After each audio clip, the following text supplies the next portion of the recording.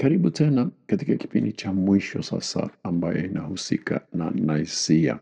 Na leo tutajaribu kuangalia yale ambayo yalikuja kupangwa baada ya kikao. Yale ambayo mara nyingi watu wanasema ilifanyika Naisia lakini kumbe ilifanyika baada ya kikao. Na tena ninapitia tu na hatuingilii sana kwa nini na hivi. Tunataka tu kuhakikisha kwamba ufahamu kwamba kuna nini iliyokuwa imekamilika kabla ya kikao, nini iliongelewa katika kikao, na kuna vitu gani ambayo vilikuja kukamilishwa baada ya kikao. Hiyo ndio kusudi ya vipindi hivi. Okay, hapa tutaangalia machache: kanuni ya vitabu vya Agano Jipya, upapa kama ilivyo katika kanisa Katoliki ilianza lini, Ukristo kama dini ya taifa la Roma iliamriwa lini na ni nani aliyeamuru. Halafu nitatoa machache, mawazo yangu machache ambayo ninapenda kuchangia tu kwa hayo yote. Okay, tunaanza na kanuni ya vitabu vya Agano Jipya. Na ingawa vitabu vyote tunavyovitambua kama vitabu vya Agano Jipya na vinavyokuwepo katika Biblia zetu haikupangwa Naisia mwaka wa 325, zilitambulika na kanisa, zilitumika na kanisa, isipokuwa ilikuwa haijapangwa tu kama kanuni au kundi ya vitabu ambayo ni ya Biblia. Kanuni ilikuja kukamilika kama vile ilivyo katika Biblia yangu leo. Ina vitabu vya Agano Jipya. Hatuongelee juu ya kanuni ya Agano la Kale. Pale kuna tofauti hata leo, lakini katika Agano Jipya ina vitabu 27, na hiyo ilikuja mwaka 367 katika barua ya Athanasio. Toka hapo vitabu 27 zinazokubalika na makanisa yote yamekuwepo katika mkusanyiko ya vitabu tunazozitambua kama kwa jina vitabu vya Agano Jipya. Na Athanasio yeye alikuwa ni askofu pale Alexandria, na kama unakumbuka kipindi iliyopita nilisema kwamba wao walipewa jukumu ya kutangaza tarehe ya Pasaka. Kwa hiyo yeye kila mwaka aliandika barua ya kuelezea hiyo, na katika barua mojawapo aliandika pia hiyo orodha ya vitabu ambayo baada ya hapo ikawa ni kama kanuni. Na ukitaka maelezo zaidi kuna link katika hiyo PDF ambayo ninatengeneza ya kipindi, na unaweza kwenda kusoma zaidi juu ya hayo ukipenda. Okay, na upapa basi ulianza lini? Kama vile, na ninaongea juu ya upapa kama vile kanisa Katoliki inavyoitumia leo. Papa wa kwanza wa kuchaguliwa alikuwa Damasus wa kwanza, na yeye alishika hiyo nafasi au hiyo ofisi kuanzia mwaka 366 hadi mwaka 388. Kwa hiyo hapo ni mara ya kwanza kuchaguliwa kama askofu na kuifanya kama vile cheo ambayo ni kuu kuliko maaskofu yote katika kanisa. Ni kama vile hapo aliwekwa rasmi na ilionekana kwamba yeye ndio papa, sio askofu tu au askofu mkuu. Yeye ni papa, ni tofauti na wengine, na anahesabiwa rasmi kwa sababu alichaguliwa rasmi na ilifanyika uchaguzi wa huyu mtu rasmi. Na yeye alitangaza ukuu wa Roma na alidai msingi wake ni kwa Petro, mwanafunzi wa Yesu. Na hapo ndo tunapata hiyo, kwa sababu ukienda online na unauliza upapa ulianza lini, utakuta kwamba Petro, yani mwanafunzi wa Yesu, alikuwa ni papa wa kwanza. Lakini hiyo haiendani na historia ya kanisa, kwa sababu papa hakuwepo katika kanisa kabla ya huyu bwana hapa, huyu Damasus wa kwanza. Kwa hiyo unaweza ukasema kwamba amekuwepo kiongozi wa kwanza labda, lakini sio papa kama tunavyoitambua leo. Na baada ya hapo sasa utawala wa kanisa ilikaa Roma, na hapa pia ni muhimu kujua kwamba kanisa limekuwa na vikundi vidogo vidogo huku na huku.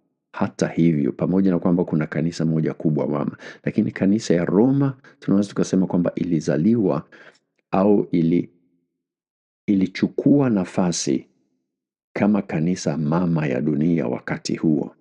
Alafu kuna vingine vimechipuka kutoka hapa, lakini hapa ndio kanisa ya Roma ndio ikasema kwamba sisi ndio kanisa ya Mungu na sisi ndio kanisa yenyewe. Na yeye pia alitumia vyeo na ishara zilizoonyesha ofisi rasmi. Kwa hiyo hapa sasa unakuta kwamba kiti cha papa huku Roma ilitambulika kama tuseme ikulu ya kanisa. Na hiyo inatokea wakati huo, sio kabla ya hapa. Na hapa mimi sijapata link kwa sababu ukienda Google, ukienda kusearch popote pale, utapata tu ile history au historia ya kikatholik ile ambayo wanapenda. Lakini kuna vitabu ambayo ninaweka katika description pia. Ukipenda kama kwa wewe ambao unataka kujua zaidi, unaweza ukafuatilia hivi vitabu na kusoma mle ndani na kujifunza jinsi ilivyokuwa.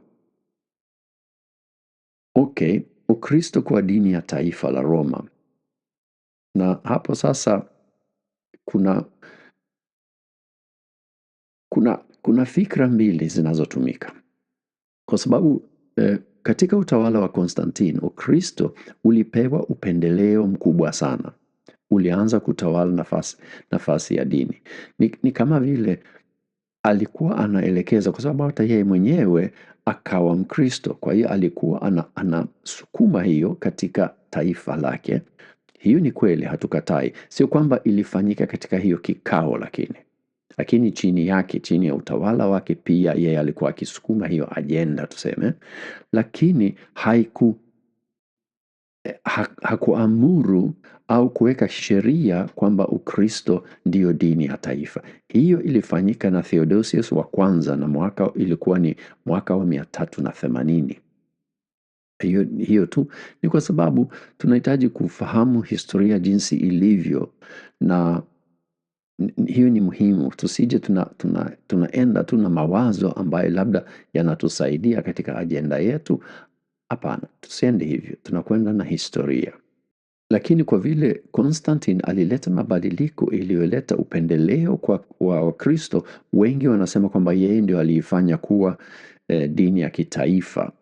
Lakini maamuzi ya kisheria au amri ya kisheria ya kuifanya kuwa dini ya kisheria ilifanyika chini ya Theodosius wa kwanza mwaka 380. Na ukitaka kujua pia ninaweka link, ukitaka kujua zaidi na kusoma zaidi juu ya hayo. Okay, tunafika mwisho na ninatoa mawazo yangu kidogo. Tukiangalia yaliyopangwa katika kikao cha Nicaea, yapo ambayo makanisa yote yanakubali na mengine makanisa yote hayakubali leo. Au tuseme baadhi ya makanisa wanasema hiyo hatuoni kwamba ni ya kibiblia au hiyo ni lazima ya Kikristo. Utatu na asili ya Yesu, hiyo ni wote. Hiyo ni tamko kwamba kama wewe ni Mkristo, hiyo ndiyo. Okay? Hiyo ni wote tunakubali. Lakini askofu na padri hawezi kuishi na mwanamke. Hapo siyo. Hapo kuna baadhi ya makanisa wanaendelea na kusimamia hiyo, wengine siyo. Na ukifikiria, ukichukua kanisa Katoliki, wanasema Petro alikuwa ni papa wa kwanza. Lakini tukisoma katika Biblia, tunajua kwamba Yesu alimponya mama mkwe wa Petro. Kwa hiyo Petro alikuwa na mke. Haileti maana kusema kwamba maaskofu na viongozi wa kanisa kama mapadri hawawezi wakaishi na mke, si ndio? Lakini hiyo ilipangwa katika Nicaea. Bila shaka walikuwa na sababu ya kufanya hivyo, lakini haina msingi katika Biblia. Kwa hiyo hapa wengine wanasema hapana, hiyo hapana, ni taratibu za kikanisa, sio taratibu za kibiblia. Askofu haruhusiwi kuhamia mji mwingine. Hiyo pia sijui kama kuna hata kanisa moja ambayo bado inaendelea nayo, hiyo sifahamu, lakini wengi hiyo haihusiki. Ni lazima kusimama wakati wa sala. kwenye baadhi ya ibada na hiyo pia ni wengine wanafanya, wengine hawafanyi. Hiyo haina msingi katika Biblia, ina msingi katika desturi na ubinadamu. Na katika makanisa ya leo, kuna baadhi ya makanisa ambayo wanazingatia sana mambo ya desturi za kanisa, na wanaipatia kanisa mamlaka kubwa sana ya kutunga desturi au kutunga imani. Makanisa mengine wanasema hapana, hiyo sio kazi ya kanisa. Kanisa linatakiwa kurudi katika Agano Jipya au katika maandiko ya Biblia, na pale ndio tunapata misingi yetu. Kwa hiyo wanatofautisha kati ya desturi za kibinadamu na mambo ya Biblia, ambapo kuna makanisa mengine ambayo ni kama vile kanisa lina mamlaka pia ya kutunga, na inakuwa kama tuseme inakuwa na uzito sawa sawa na neno la Mungu. Kwa hiyo hapa kuna tofauti katika makanisa leo. Na ukiangalia utatu, hiyo ni wote wanaikubali. Kwa nini? Kwa sababu imo katika Biblia. Unaweza ukaitrace, unaposoma Biblia unaiona, na hiyo nafikiri niliweza kuonyesha vizuri sana kwenye vipindi ambayo ilikuwa ni kabla ya kikao cha Nicaea. Mengine ni sheria ambayo imeletwa katika historia ya kanisa ambayo haina msingi katika Biblia. Tunazo sheria za namna hiyo. Karibu kila kanisa ina taratibu au sheria ambazo zinafuatwa na kanisa hiyo ya mahali, lakini kuna ambayo ni ya kibiblia na kuna mengine ambayo ni ya kibinadamu. Na hizo za kibinadamu inaweza ikawa inafaa kutokana na mazingira, kutokana na sababu mbalimbali, na si kwamba ni mbaya, lakini haina uzito sawa sawa na amri au tuseme hayo ambayo yanaandikwa katika Biblia. Na tukiangalia kikao cha Nicaea na tukiangalia tuseme makanisa, tunakuta kwamba kuna baadhi ya makanisa wamemiliki mengi kutoka Nicaea na maamuzi yaliyofanyika pale, na nafikiri kanisa Katoliki itakuwa ni mmoja wapo. Sijaingilia sana katika doctrines za Kikatholiki, mimi mwenyewe niko katika kanisa aina nyingine, lakini inaonekana ukiangalia ni kama vile inaelekea na pia yenyewe ni kama vile ilibakia katika Nicaea tuseme, ambapo kuna wengine kama wa Lutheran, wa Anglican, wa nini wamekuwa kama chipuku kutoka hiyo kanisa. Makanisa mengi wanasema kwamba hapana, tunaposema kuna sheria sio Nicaea, tunakubaliana na baadhi ya mambo ya Nicaea, lakini Nicaea sio Biblia. Unaona? Kwa hiyo tunarudi kwenye Biblia, tunaangalia yale maandiko, na yale maandiko ndiyo yanatuongoza katika kutunga imani yetu au kuonyesha imani ya Kikristo uko vipi. Tukiangalia historia ya kanisa, tunakuta kwamba kumekuwepo makundi madogo madogo au makubwa ambayo yameondoka katika tuseme kanisa mama, na yameanza kwa sababu wanazozijua wakati mwingine, labda kuna mtu mmoja anajitokeza anaanza kufundisha mambo fulani fulani, na hata leo hii inafanyika na watu wanajiunga naye na inakuwa ni kama kundi moja pekee ya Ukristo. Na kuna wakati makundi hayo yanafundisha mambo ambayo si ya Kikristo, hapo sasa sisi wengine tusema hao sio Wakristo kwa sababu wanafundisha kinyume na Biblia. Kwa mfano, wengine wanachipuka kutoka kanisa fulani kwa sababu wanaona hiyo kanisa limeingia katika mafundisho ambayo hayaendani na Biblia. Kwa hiyo wanajitenga na hiyo kanisa na wanaanza kanisa nyingine au kundi nyingine ambayo zinajaribu kuzingatia yale mafundisho yaliyomo katika Biblia. Hata hivyo kuna viini ambayo makanisa tunakubaliana. Ingawa mimi sio Mkatholiki, ninaungana na baadhi ya mafundisho ya Kikatholiki, kwa sababu katika kanisa Katholiki na katika kanisa yangu kuna mambo mengi tunakubaliana, yaliyo mengi tunakubaliana, lakini kuna baadhi ya mengine ambayo mimi naona mashaka, na bila shaka wao wakiangalia kanisa langu watasema hiyo sisi hatukubali. Kwa hiyo inakuwa ni hivyo, na nafikiri karibu dini zote ambayo ni kuu ya kiulimwengu na kama unavyojua mimi hapa ninaangalia Uislamu na ninaangalia Ukristo.